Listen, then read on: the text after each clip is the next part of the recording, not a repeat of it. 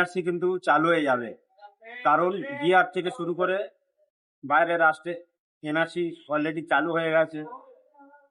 তা আপনারা ভাবছেন যে এনআরসি হবে হবে কোনো ব্যাপার নাই, কিন্তু একটা জিনিস মনে রাখবেন, এই এনআরসিটা আপনার মমতা যে বলছে যে এনআরসি আমি রুখে দেব, উনি জীবনে এনআরসি রুখবে না, এটাই মনে রাখবে।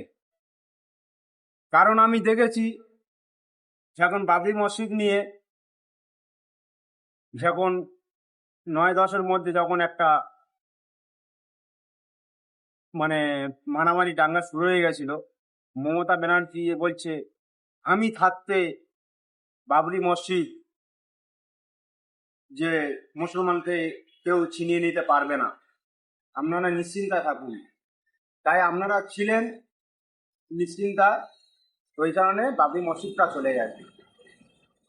তাই উনি বিগত দিনে যেসব কথাগুলো বলেছে সব ভাওতা মারা কথা।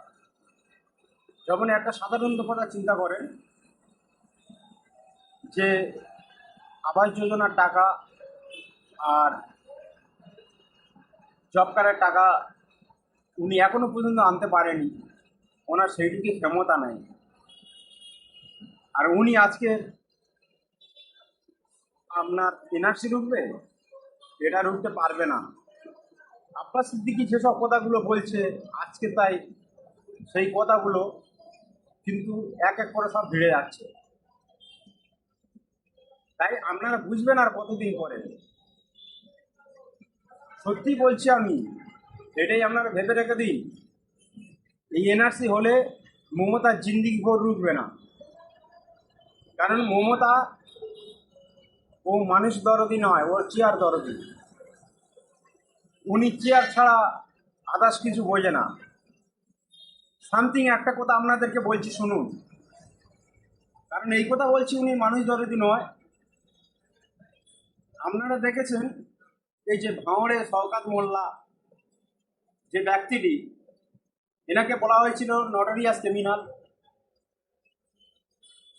একটা ভিডিওতে দেখছিলাম আমি যে মমতা ব্যানার্জি ওনাকে বলছে যে শওকত মোল্লা তুই তো বোম বাঁধিস। কারণ উনি একটা বাস টার্মিনাল করতে চেয়েছিল, বাস স্ট্যান্ডের জন্য মমতাকে মোড়াইছিল। তখন ওই মমতা বলছে যে শওকত মোল্লা তুই তো ওখানে বোম বাঁধিস, তুই কি বাস টার্মিনাল করিস, তুই তখন মারামারি করিস। তো শওকত মোল্লা তখন বলছে, বলে না আমি না, জাহাঙ্গীর মারামারি করে। এই ভিডিওটা সম্পূর্ণ দেখবেন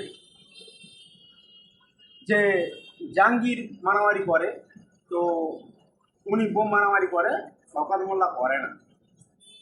তা মমতা ব্যানার্জি নিজে খুদ বলেছিলেন সেই শওকত মোল্লাকে ওনার দলে এখনো পর্যন্ত নেতৃত্ব দিতে দিচ্ছে। উনি যদি আজকের খুনের পর খুন, খুনের পরে খুন, যে আইএসএফকে মারছে, বিরোধী পার্টি যে যারা করছে তাদেরকে মারছে, অথচ যারা টিএমসির মধ্যে রয়েছে, যারা দেখতে পাচ্ছে যে হারাম খায় না, তাদেরকে সরিয়ে দিচ্ছে। যে তোলা তুলে দিতে পারছে না তাদেরকে এরা সরিয়ে দিচ্ছে। আজকে তাই দেখুন, মমতা ব্যানার্জি যদি মানুষ দরদি হতো, উনি যদি প্রকৃত মামাটি মানুষ সরকার হতো, তাহলে এই সব নটোরিয়াস ক্রিমিনালদেরকে এর আগে অনেকদিন আগে সরিয়ে দিত। এদেরকে রেখে দিয়েছি দলে, কারণ কি জানেন? কারণ মারামারি করে বুথ দখল করে ভোটে জেতার পেলাম। ওনার খালি চেয়ারটা ছাড়া আদার্স কোনো জিনিসের মতলব নেই, অনলি সেরফ চেয়ার। মমতা ব্যানার্জি ক্ষমতা ছাড়া আর কিছু বোঝে না, মানুষের কোনো দরদি এনি মমতা ব্যানার্জি নয়। তাই আপনারা ভাবছেন যে মমতা ব্যানার্জিকে 2026-এ নিয়ে এলে ইনি আমার সাথ দেবে।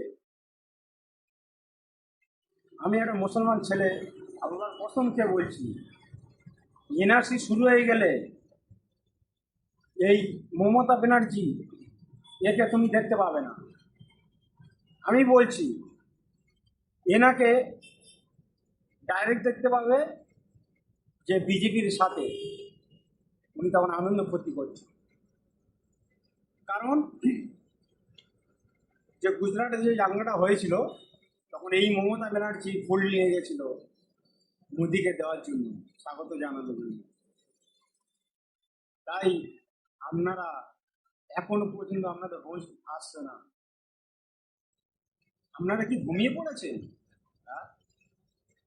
পশ্চিমবাংলার সমস্ত মানুষকে আমি হাত জোড় করে বলছি যে 2026-এ এনাকে ওই চেয়ার থেকে নেমিয়ে দিন, নাহলে বিগত দিনে আপনার আমার কোনো নিরাপত্তা থাকবে না।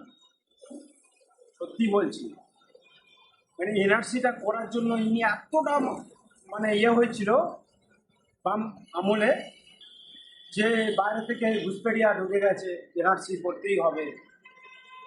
আজকের সেই মমতা সেই এনআরসিতে ঢুকবে, এটা আপনারা ভাবতে পারে? আপনাদের ভাবনা ছাড়া এসব কিচ্ছু নয়। তাই কারো কোনো মতামত থাকলে অবশ্যই কমেন্ট করে জানাবেন। যদি বা আমি কিছু বলে থাকি, আপনারা বিবেক বিবেচনা করে দেখবেন আমি যে কথাগুলো বলছি এরা বাস্তবে আপনারা ভিড়িয়ে নেবেন। কারণ যে ওয়াকফ বিলটা যে পাস হয়েছিল, এনার একটা কোনো নেতা দেখাতে পারবেন যে